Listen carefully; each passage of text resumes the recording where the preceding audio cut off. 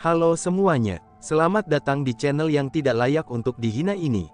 Sebelum kita mulai, atur posisi santainya, seruput kopinya, dan mari kita berkhayal.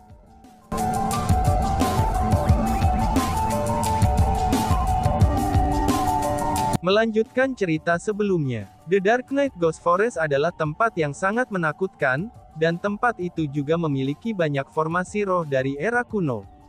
Maka tidak mungkin bagi orang biasa untuk menginjakkan kaki di sana. Dengan demikian, tidak ada yang berani memasuki tempat itu. Itu adalah area terlarang. Sebenarnya selain wanita iblis itu, praktis tidak ada makhluk hidup yang bisa bertahan di Dark Knight Ghost Forest. Para wanita iblis selalu memakan pria muda, dan tampaknya hal tersebut mampu meningkatkan kultivasi mereka. Namun sayangnya, tidak ada yang tahu persis mengapa mereka perlu melakukan itu. Tunggu sebentar, katamu mereka ada lebih dari satu wanita iblis lajang? Tanya Chu Feng. Betul sekali. Namun demikian, jumlah wanita iblis juga tidak banyak. Seseorang pada umumnya akan muncul sekali setiap beberapa ratus tahun, Master Kota berkata. Satu kali muncul setiap beberapa ratus tahun, mungkinkah mereka orang yang sama? Tanya Chu Feng. Itu seharusnya tidak mungkin. Alasan untuk itu adalah, karena semua wanita iblis yang muncul sebelumnya sudah terbunuh. Jadi, tidak mungkin bagi mereka untuk menjadi wanita iblis yang sama. Lebih jauh lagi, meskipun wanita iblis yang muncul sebelumnya agak kuat, tapi mereka masih pada tingkat yang bisa kami tangani. Namun demikian, wanita iblis yang telah muncul kali ini sudah sangat kuat. Tamu yang terhormat, aku dapat mengatakan bahwa kamu adalah leluhur setengah marsial. Namun demikian, kamu seharusnya juga merasakan kekuatan wanita iblis itu lebih awal. Dia pastinya bukan leluhur marsial setengah yang biasa. City Master berkata. Memang benar. Chu Feng mengangguk. Sebelumnya, karena dia khawatir akan keselamatan Wang Qiang dan hanya ingin menyelamatkan Wang Qiang, dia pun lupa tentang itu. Dengan kekuatannya, jika dia benar-benar bertarung melawan wanita iblis itu, dia mungkin benar-benar tidak cocok untuk wanita iblis itu. Karena bagaimanapun, wanita iblis itu mampu menangkap banyak orang di depan Chu Feng, bahkan Chu Feng tidak bisa melakukan apapun. Sebagai gantinya, Chu Feng digoyang mundur beberapa meter oleh satu jeritan dari wanita iblis itu. Dari situ saja dapat dilihat, bahwa wanita iblis itu memang sangat kuat. Kekuatannya sangat melampaui Chu Feng. Pada saat ini, Chu Feng mulai mengerutkan keningnya. Dia tidak bisa mengabaikan Wang Qiang. Karena bagaimanapun, Wang Qiang adalah temannya. Namun dengan seberapa kuat wanita iblis itu, Chu Feng tidak akan cocok untuknya. Dengan demikian, bagaimana mungkin dia bisa menyelamatkan Wang Qiang? Tamu yang terhormat, meskipun wanita iblis yang muncul kali ini jauh lebih kuat daripada yang muncul sebelumnya, tapi wanita iblis yang muncul sebelumnya juga sangat kuat. Sebenarnya, ada metode untuk menghilangkan wanita iblis, Master Kota itu berkata. Apa metodenya? Tanya Chu Feng. Di seberang Dark Knight Ghost Forest, itu adalah sebuah gunung yang disebut Gunung Abadi. Di dalam Gunung Abadi adalah mata air, dan musim semi itu disebut Demon Subduing Spring. Air dari Spring Demon Subduing mampu menahan wanita iblis itu. Selama kamu memercikkan mata air dari Demon Subduing Spring ke wanita iblis tersebut, kekuatan wanita iblis itu akan menurun drastis, kata Master Kota. Di mana Gunung Abadi itu? Tanya Chu Feng. Tamu yang terhormat, tolong tunggu sebentar, jawab Master Kota. Saat Tuan Kota berbicara, dia mengeluarkan peta. Dia menandai 3 lokasi di peta dengan lingkaran. Dan kemudian, dia menggambar garis dan menyerahkan peta kepada Chu Feng. Dan setelah itu dia berkata, tamu yang terhormat, silahkan lihat. Disinilah Red Sparrow City kami berada. Adapun di sini, itu adalah Gunung Abadi Radiance. Di seberang Gunung Abadi Radiance adalah hutan hantu kegelapan. Wanita iblis itu berada di hutan hantu kegelapan. Tempat itu selalu menjadi sarang mereka, dan tidak ada yang tahu bagaimana wanita iblis mampu bertahan di Dark Knight Ghost Forest. Adapun musim semi Demon Subduing, itu terletak di Gunung Abadi Radiance. Hanya saja, lokasinya tepatnya sangat sulit untuk diketahui. Alasannya adalah, karena lokasi mata air selalu berubah terus-menerus. Jadi, tidak ada yang tahu lokasi persisnya. Lebih jauh lagi untuk tamu yang terhormat, jika kamu berencana pergi ke sana, kamu harus berhati-hati. Meskipun Radiance Immortal Mountain mungkin terdengar sangat tegak, tapi ada banyak binatang buas yang hidup di dalamnya. Banyak binatang buas bahkan memiliki kultivasi setengah leluhur bela diri. Ini adalah lokasi yang benar-benar berbahaya, kata Master Kota. Chu Feng meletakkan peta itu, dan kemudian bertanya, "Mengapa kamu membantuku?" Tanya Chu Feng. Chu Feng sudah berhasil melihat sifat Master Kota Red Sparrow City, dan Chu Feng tahu bahwa dia tampaknya bukan individu yang akan membantu yang lain karena kebaikan hatinya. Wanita iblis itu sangat licik. Alih-alih melakukan kejahatannya di sekitar Dark Knight Ghost Forest, dia malah datang ke sini untuk melakukan kejahatannya. Ini sebenarnya sangat sederhana. Dia takut dengan kekuatan di sekitar hutan hantu Dark Knight dan Gunung Abadi Radiance. Itulah sebabnya dia datang untuk menggertak kita yang lemah. Tamu yang terhormat memiliki kultivasi peringkat 1 leluhur setengah marsial pada usia yang begitu muda. Ini berarti bahwa tamu yang terhormat pasti memiliki sumber yang luar biasa. Jika kamu bersedia membantu merawat wanita iblis itu akan menjadi berkah bagi kami. Sedangkan aku belum melakukan banyak hal. Aku hanya memberikan sedikit informasi bermanfaat kepada tamu yang terhormat saja. Master Kota menjelaskan dirinya dengan cara yang sangat hormat, jujur, dan juga tulus. Mendengar itu, Chu Feng tersenyum acuh tak acuh. Dia menatap Master Kota dengan tatapan tajam dan berkata, "Aku harap apa yang kamu katakan adalah kebenaran." "Paman Liu, ayo pergi," ucap Chu Feng.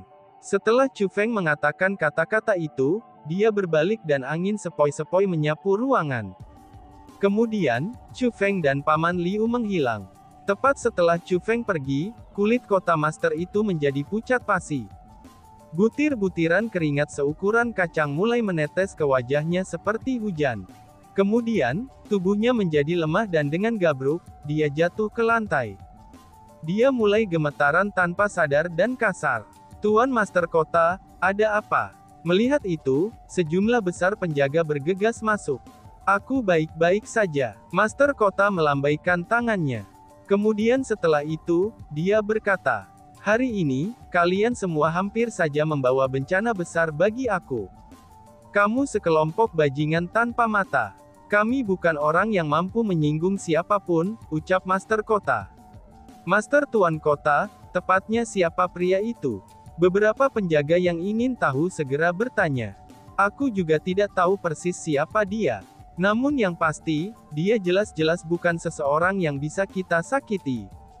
Jangankan kekuatan yang berdiri di belakangnya, bahkan hanya dia sendiri dengan kultivasi peringkat 1,5 marsial leluhur, dia dapat sepenuhnya menghancurkan kota burung Sparrow merah kita dengan lambaian lengan bajunya," kata Master Kota. Mendengar kata-kata itu, para penjaga mengungkapkan ekspresi ketakutan. Satu demi satu, mereka mulai merasa takut. "Chu Feng, apa yang kamu lakukan?" tanya Liu Yue. Setelah pindah beberapa mil jauhnya dari Red Sparrow City, Liu Yue memegang Cosmos Sack dan memandang ke arah Chu Feng dengan ekspresi bersemangat namun malu. Itu adalah Cosmos Sack diberikan kepadanya oleh Chu Feng. Yang terkandung di dalamnya adalah senjata, sumber daya kultivasi, dan sejumlah besar harta. Bagi Liu Yue, hal-hal di dalam Cosmos Sack itu adalah hal-hal yang tidak akan bisa dia kumpulkan seumur hidupnya. Pada saat ini, Liu Yue akhirnya menyadari, mengapa Master Kota Red Sparrow City takut pada Chu Feng. Ternyata Chu Feng bukan orang biasa. Hanya saja, Liu Yue merasa malu menerima hadiah yang begitu besar. Lagi pula, dia dan Chu Feng tidak memiliki hubungan keluarga maupun teman. Selain itu, dia belum memberikan bantuan besar kepada Chu Feng. Mereka hanyalah orang asing yang baru saja berkenalan satu sama lain. "Paman Liu, identitas aku mungkin akan membawamu ke dalam bencana di masa depan. Ambil Cosmos Sack itu, dan pergilah jauh dari Red Sparrow City. Bahkan lebih jauh dari tempat ini," ucap Chu Feng. Setelah Chu Feng selesai mengucapkan kata-kata itu, dia berbalik dan pergi tanpa menunggu tanggapan Liu Yue. Sementara Chu Feng dan Liu Yue baru saja berkenalan, tapi dia tidak berharap untuk sementara ini mengenalnya untuk membahayakan Liu Yue. Chu Feng tahu bahwa meskipun dia masih bukan siapa-siapa sekarang, tapi dia suatu hari akan memiliki musuh. Mungkin pada saat itu, poster buronan Chu Feng akan tersebar di seluruh tempat.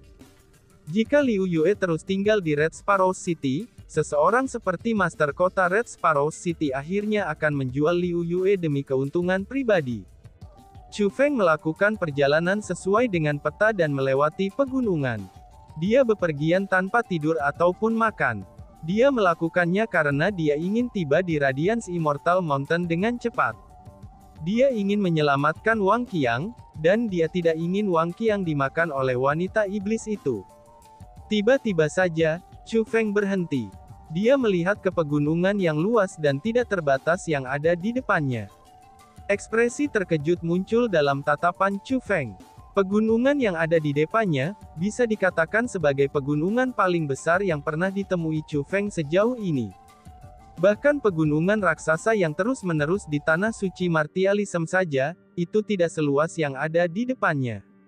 Adapun pegunungan ini, itu adalah Gunung Abadi Radiance. Minggir! Tiba-tiba saja, sebuah teriakan terdengar dari belakang Chu Feng. Chu Feng berbalik dan menemukan bahwa, ada beberapa ratus siluet di cakrawala yang jauh. Mereka melaju ke arahnya di udara. Orang-orang itu semua mengendarai sejenis binatang seperti kuda. Namun itu bukanlah kuda, dan juga bukan binatang buas. Tapi sebaliknya, mereka harus menjadi semacam makhluk khusus. Para makhluk itu memiliki kecepatan sangat cepat, dan mereka sebenarnya bisa mencapai kecepatan half martial ancestors. Jadi, meskipun mereka sangat jauh ketika mereka berteriak pada Chu Feng, tapi mereka sudah kurang dari 10.000 meter dari Chu Feng setelah beberapa saat berlalu. Hei, apakah kamu tuli atau apa? Aku berkata minggir, tidak bisakah kamu mendengarku? Wanita yang memimpin kelompok itu berteriak pada Chu Feng dengan marah. Wanita itu tampaknya baru berusia 18 atau 19 tahun. Penampilannya bisa dikatakan sangat muda, dan dia juga cukup cantik. Namun sayangnya, matanya dipenuhi dengan permusuhan. Chu Feng benar-benar mengabaikan wanita itu. Alasan untuk itu adalah, karena dia hanya peringkat satu kaisar marsial. Meskipun kultivasi itu sangat kuat untuk seseorang seusianya, dan dia tidak bisa mencapai apapun di depan Chu Feng.